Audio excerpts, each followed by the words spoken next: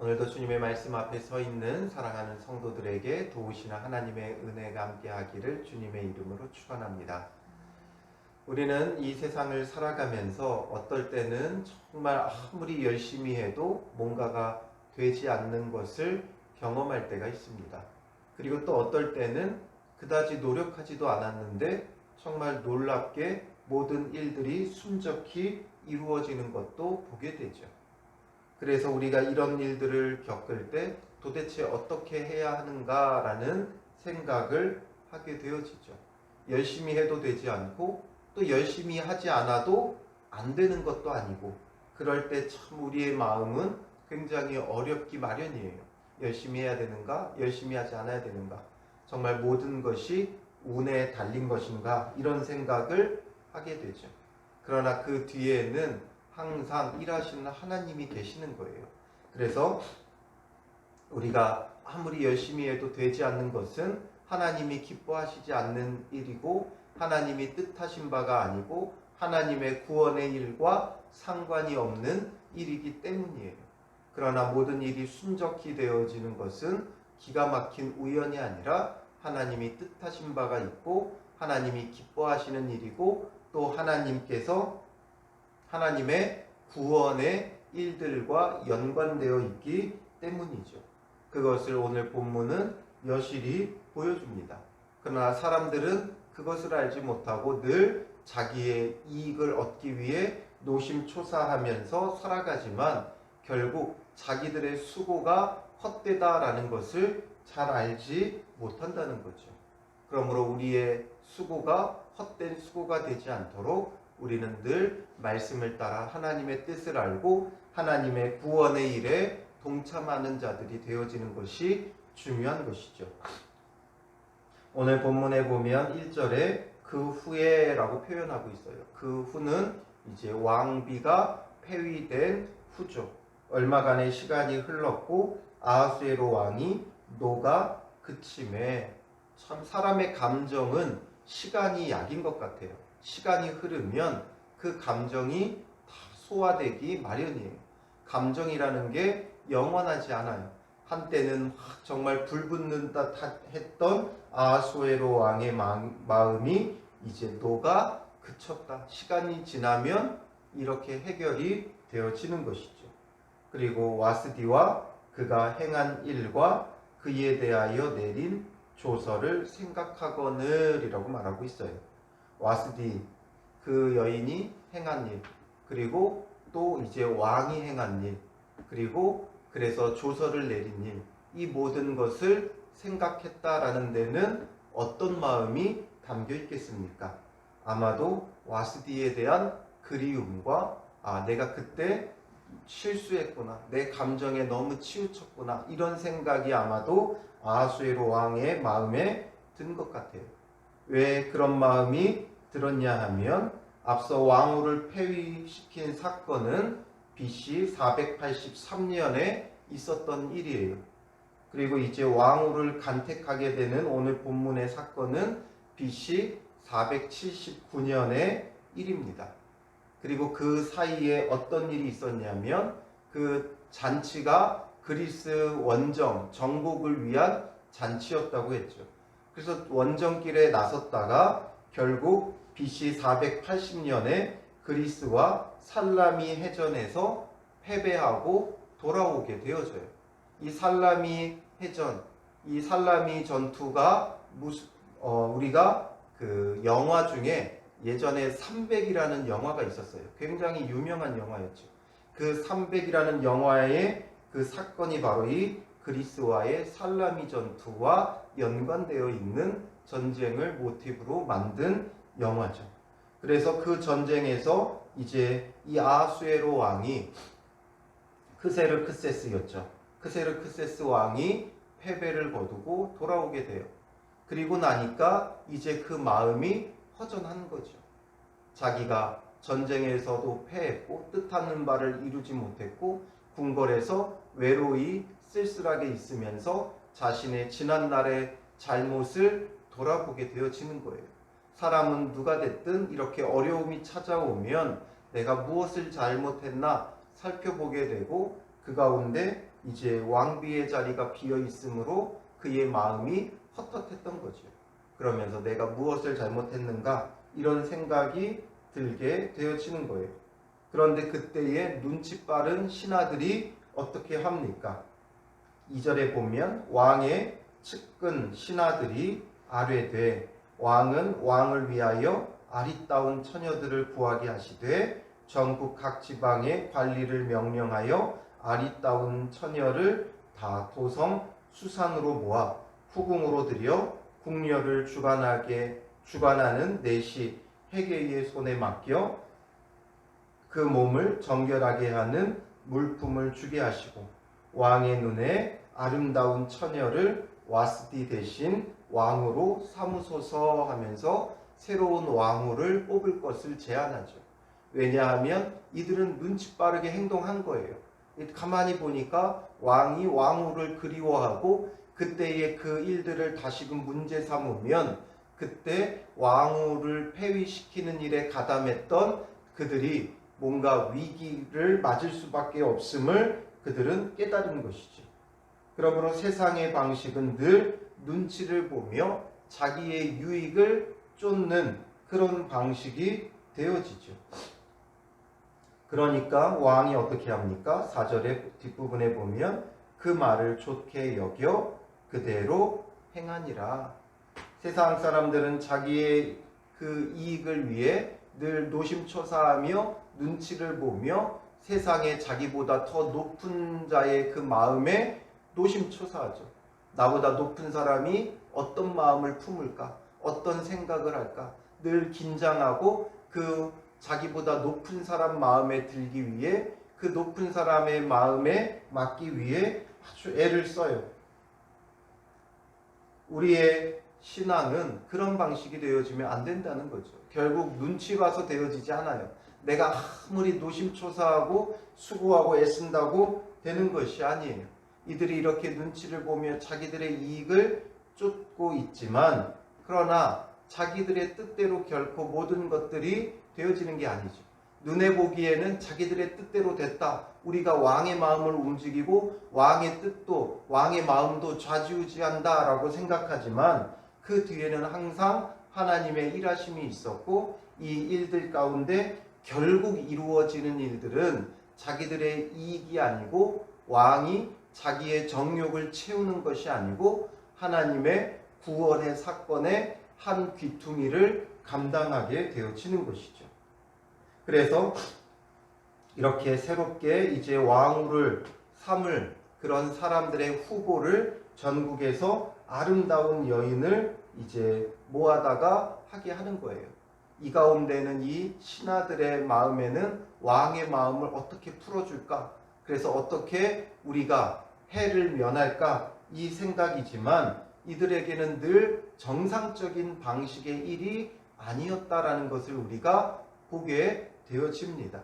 그들이 사례를 아는 현인들이었고 현자들이었다라고 하지만 정상적인 방식보다는 늘 왕이 주관하고 자기들이 주관하는 방식을 따라요.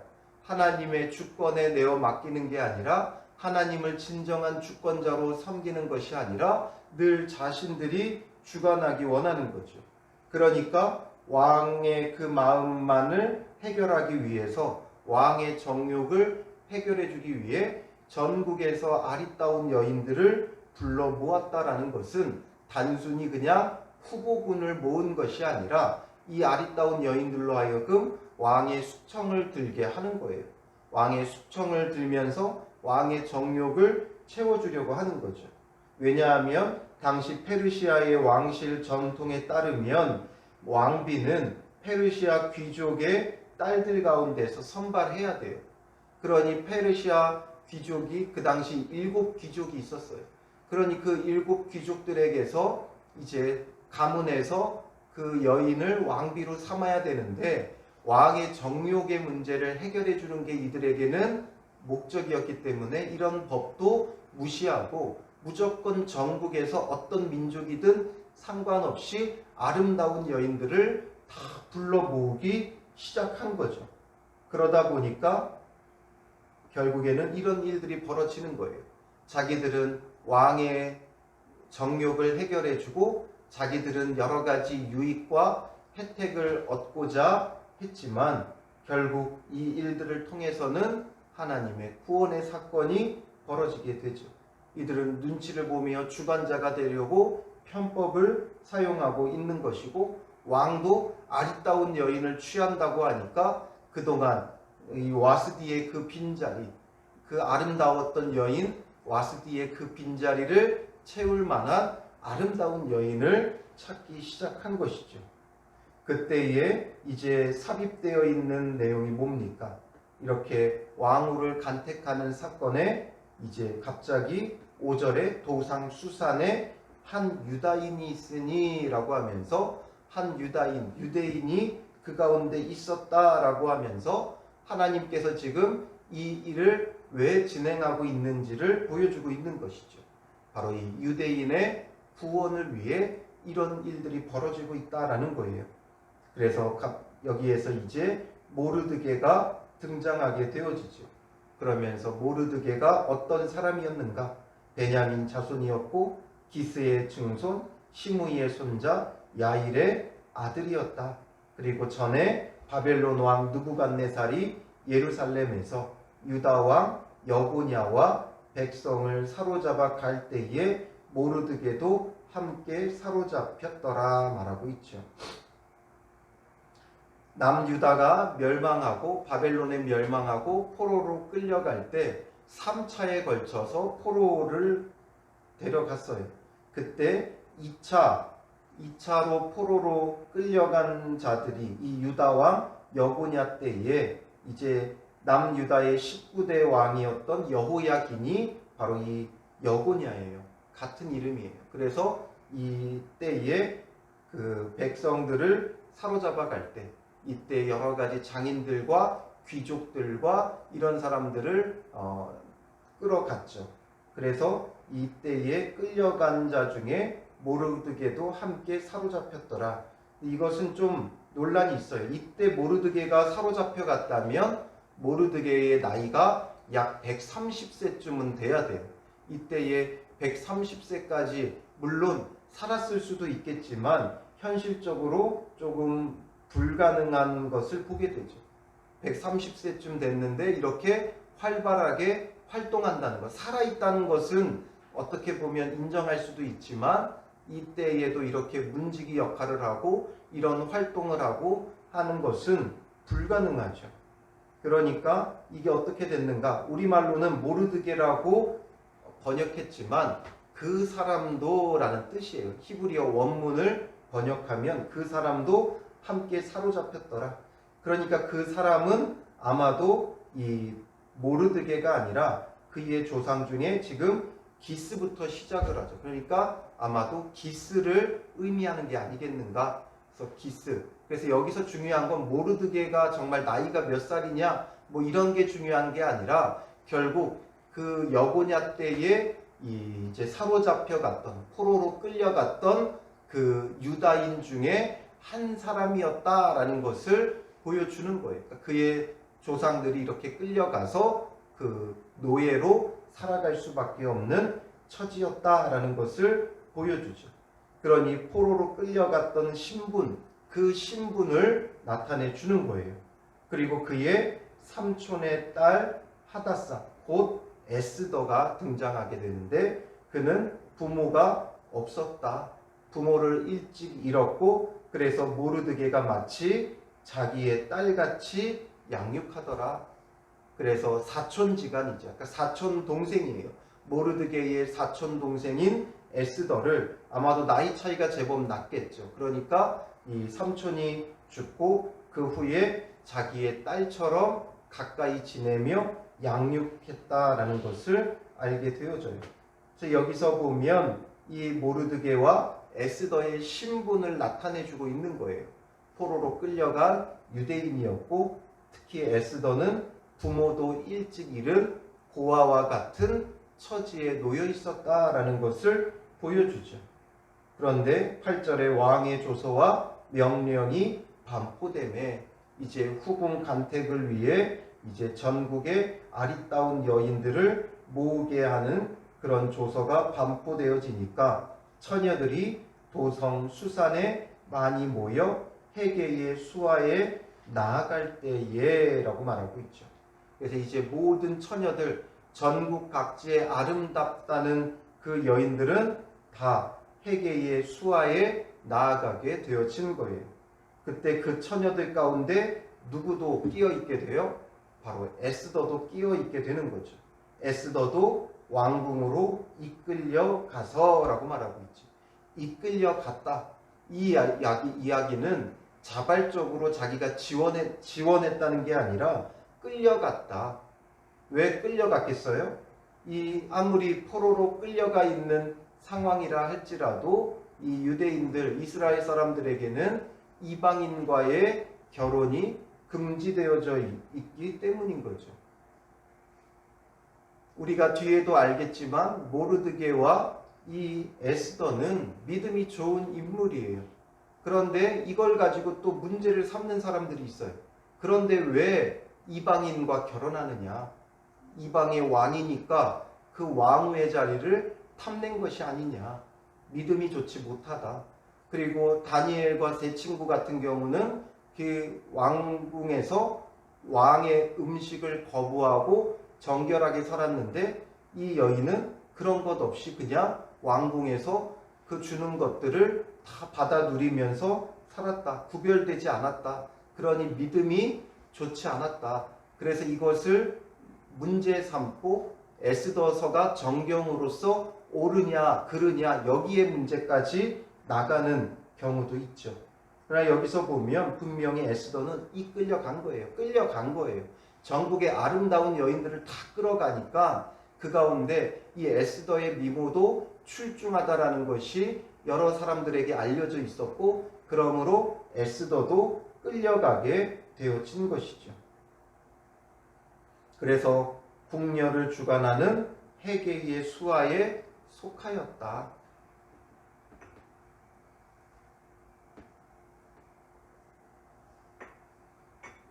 그리고 이제 헤게가 9절에 보면 이 처녀를 좋게 보고 은혜를 베풀어 라고 말하고 있죠. 이 모든 이 아리따운 여인들, 후궁들, 그 다음에 왕비로 간택될 이 후보자들을 관리해야 될 자가 헤게였는데 헤게가 에스더를 보고 굉장히 좋게 보았어요.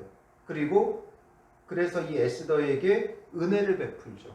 이 은혜를 베풀었다 이 말은 아마도 다른 사람들보다 특별한 대우를 했다는 거예요. 이미 딱 보니까 이 에스더가 왕으로서의 그 자질을 충분히 갖추고 있다라는 것을 본 거죠. 그가 이방 여인이기는 해도 이 에스더에게는 왕으로서의 어떤 기품이나 아름다움이나 어떤 인품이나 이런 것들이 다 갖춰져 있음을 이미 헤게가 본 거죠. 그러니 좋게 보고 은혜를 베풀어요. 그래서 몸을 정결하게 할 물품과 일용품을 곧 주며 또 왕궁에서 의뢰주는 7 궁녀를 주고 에스더와 그 궁녀들을 후궁 아름다운 처소로 옮기더라.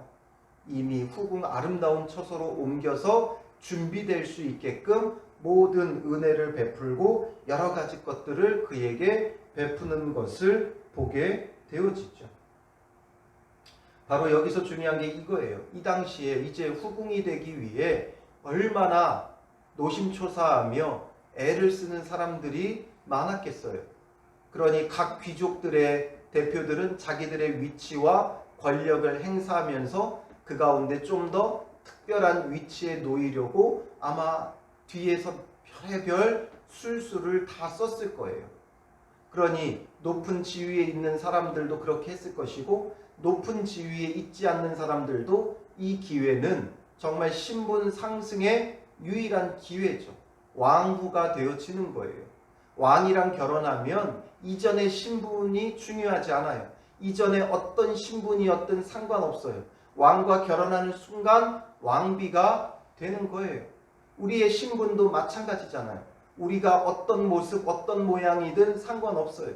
예수 그리스도를 믿음으로써 예수 그리스도의 신부가 되어지고 하나님의 자녀가 되어지고 하나님의 백성이 되어지고 신분이 달라지는 거예요. 그래서 예수 그리스도를 우리의 신랑으로, 우리를 그의 신부로 비유하는 데는 거기에 있어요. 이전에 어떤 모습이든 상관없어요. 예수 그리스도를 믿고 그의 거룩한 신부가 되어지면 우리의 신분 자체가 완전히 달라지는 거예요.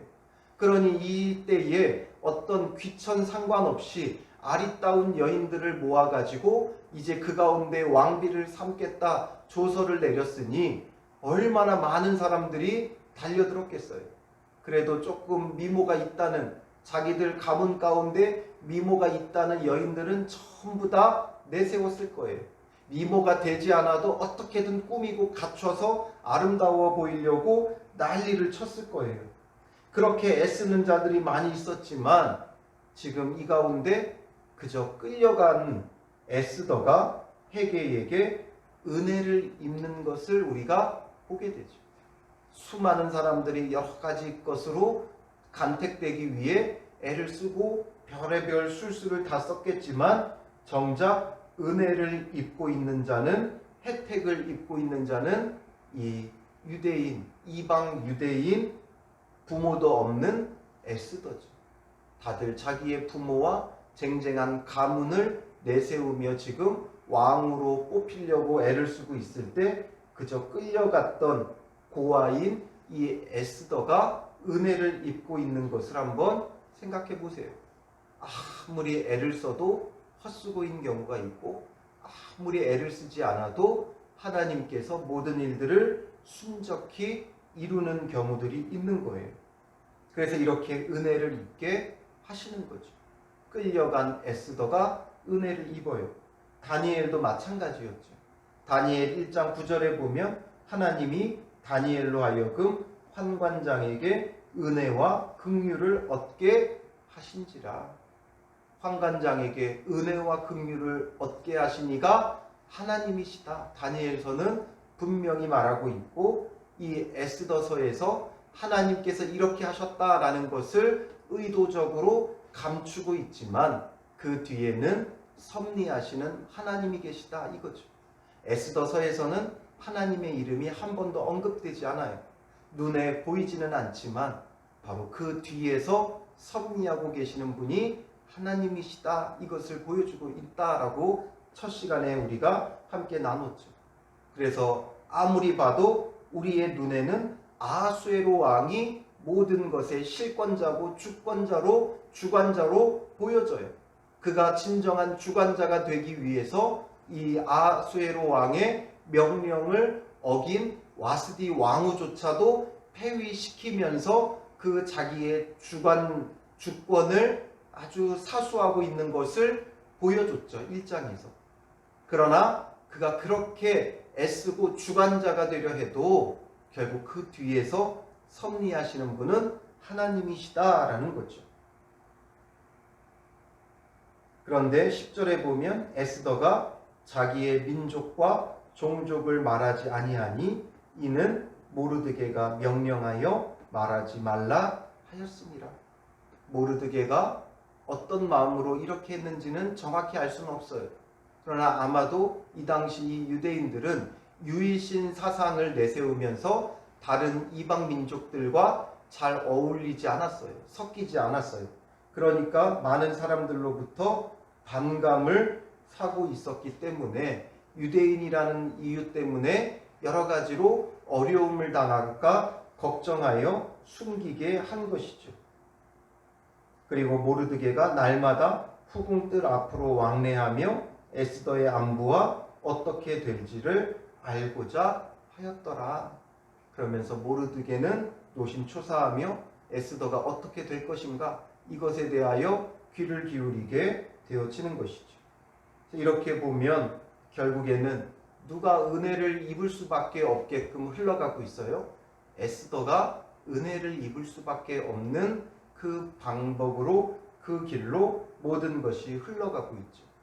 그렇게 여러 가지 권력과 부모와 가문을 내세운 사람들이 아닌 오히려 에스더가 은혜를 입고 있다라는 이 사실. 결국 하나님의 사람들은 어디를 가든지 하나님께서 은혜를 입게 하시는 거예요. 그러므로 우리가 우리가 하지 않아도 하나님이 하시는구나. 그러니 우리는 가만히 있으면 되는가? 그게 아니죠. 그러므로 우리에게 중요한 건 무언가를 이루는 데 목적이 있는 것이 아니라 우리 자신을 주님 앞에 쓰임 받도록 준비하는 게 중요한 거예요. 이 과정이 생략되어 있지만 결국 에스더는 하나님 앞에 쓰임 받도록 스스로 준비가 되어져 있었던 거예요. 비록 포로로 끌려간 이방인이었고 비록 일찍 부모를 잃은 고아였지만 그가 하나님 앞에 정결하고 거룩하게 준비되어져 있으니까 하나님께서 이렇게 쓰고자 하실 때 그의 아름다움이 빛을 발하게 하는 거죠. 외적인 아름다움만으로 되지 않아요. 와스디가 그걸 보여준 거예요. 그 여인은 정말 천하의 미인이었어요. 그러므로 많은 사람들에게 보여 자랑하고 싶은 어느 민족 여인이 가장 아름답냐라는 그 논쟁의 결론을 내릴 수 있는 여인이었어요.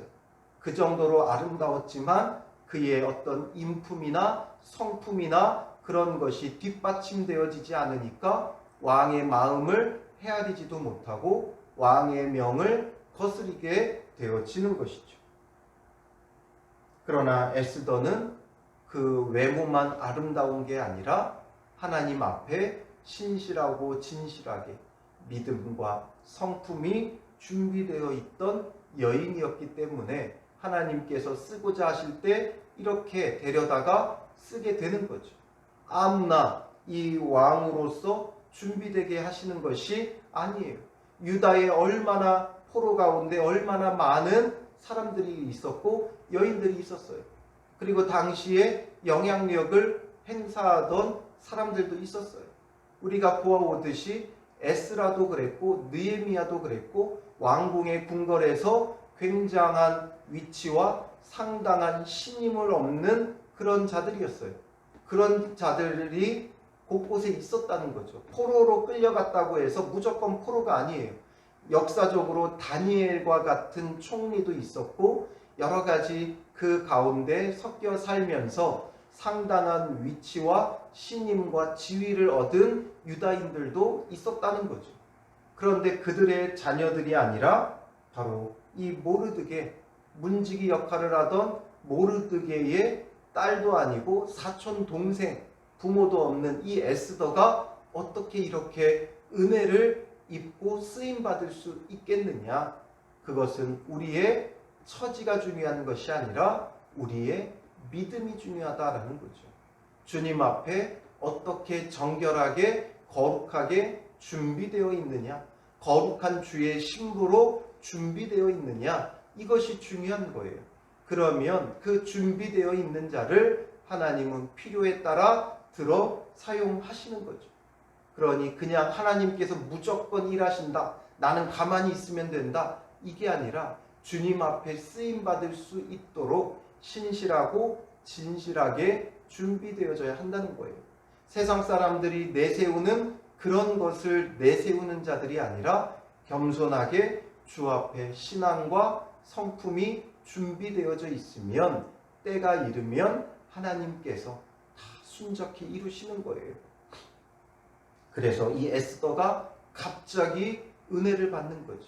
알려지지도 않았던 이 여인이 은혜를 입으며 이제 역사의 전면에 등장하게 되어지는 거예요. 숨겨져 있었지만, 이 포로 민족 가운데 숨겨져 있었지만 하나님께서 발견하여 드러내게 하시는 거예요. 그러므로 오늘 우리도 우리의 인생에 있어서 중요한 것은 무언가를 이루겠다, 꿈이다, 비전이다 떠벌리는 것보다 중요한 건 주님 앞에 쓰임 받도록 준비되어 있는 거예요.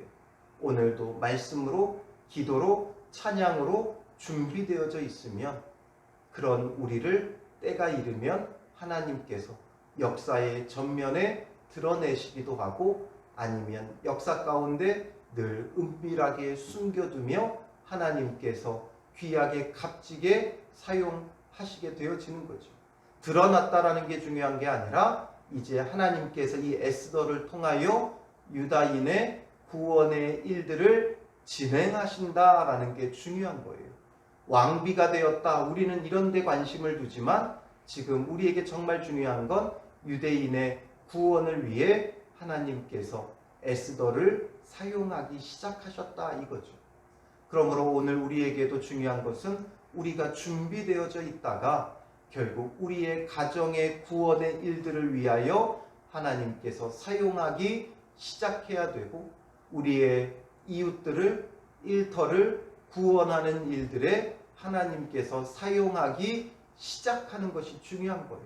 우리 교회를 이 지역 사회의 구원을 위하여 하나님께서 사용하기 시작하는 것이 중요한 거죠.